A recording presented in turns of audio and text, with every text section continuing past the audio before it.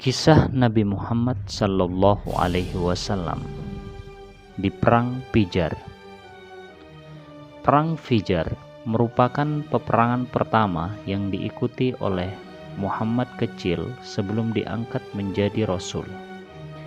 Dikala itu usianya masih 15 tahun, seperti layaknya pemuda di kalangan Jazirah Arab yang telah tertarik untuk berperang, semangatnya ikut membara.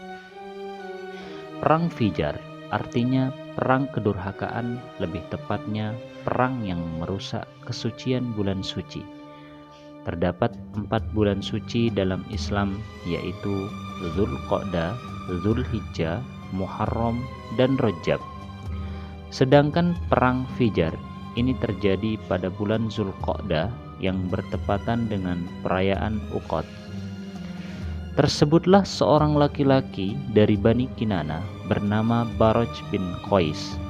Baroj adalah seorang pemabuk berat.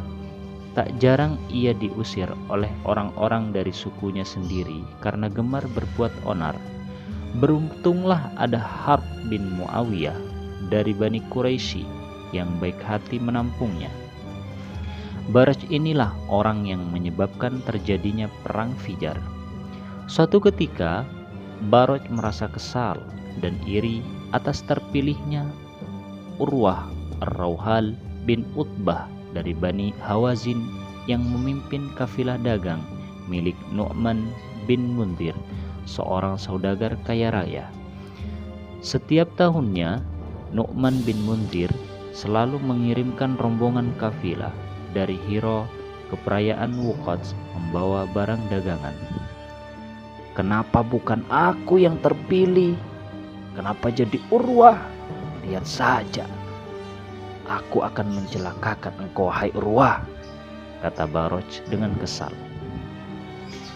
Baroj yang emosional tidak bisa mengontrol kemarahannya.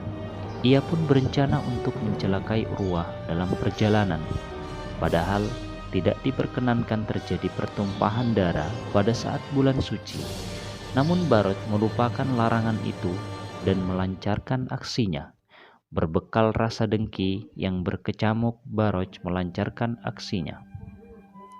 Diam-diam, Baroj mengikuti kafilah dagang Urwah dan membunuhnya sampai meninggal dunia. Sebelum Baroj melarikan diri, orang-orang terlanjur melihat dan mengetahui bahwa yang membunuh Urwah adalah Baroj dari Bani Kinana. "Hei, apa yang kau lakukan dengan pemimpin kami? Berhenti! Engkau Baroj bukan?" "Ya, itu Baroj. Tidak salah lagi." Bani Hawazin yang mendengar kejadian itu tidak terima dengan perbuatan Baroj. Fanatik kesukuan inilah yang membuat kemarahan Bani Hawazin semakin besar. "Kita harus membuat perhitungan dengan orang Quraisy atas nyawa Urwah. Dia sama sekali tidak bersalah dan dia tidak pantas mati di tangan Baroj si pemabuk itu.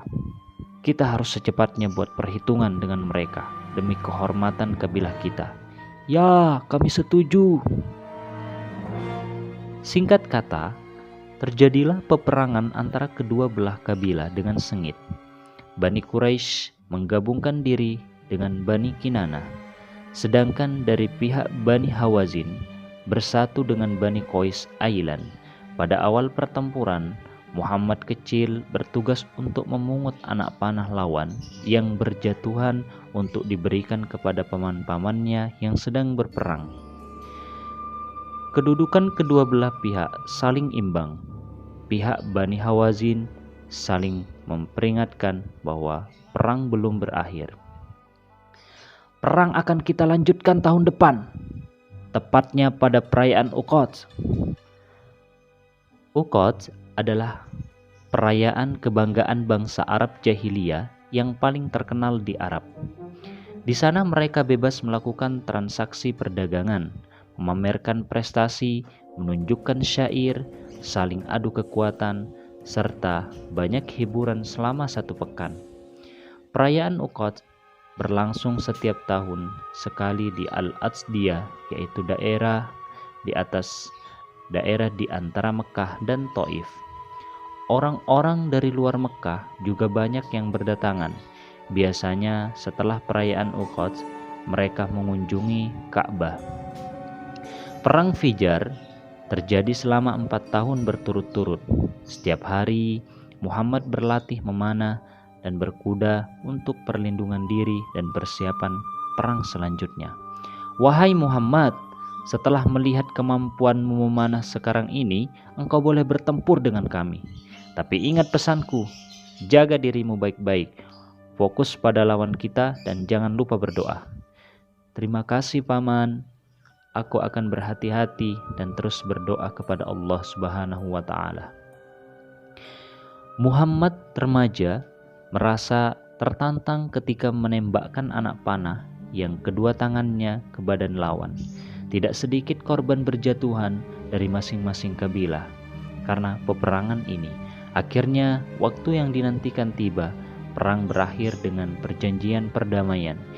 Isinya yakni pihak yang paling sedikit korbannya harus membayar ganti rugi kepada pihak lawan sejumlah selisih kelebihan korban yang syahid.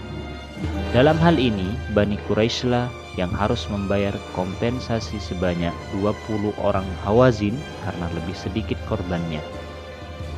Demikianlah akhir kisah Nabi Muhammad dalam Perang Fijar.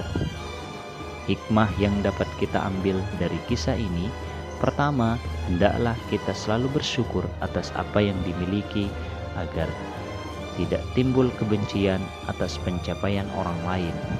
Kedua, jangan melanggar aturan yang telah Allah tetapkan karena belum tentu yang kita anggap benar di mata kita benar menurut Allah Subhanahu wa Ta'ala.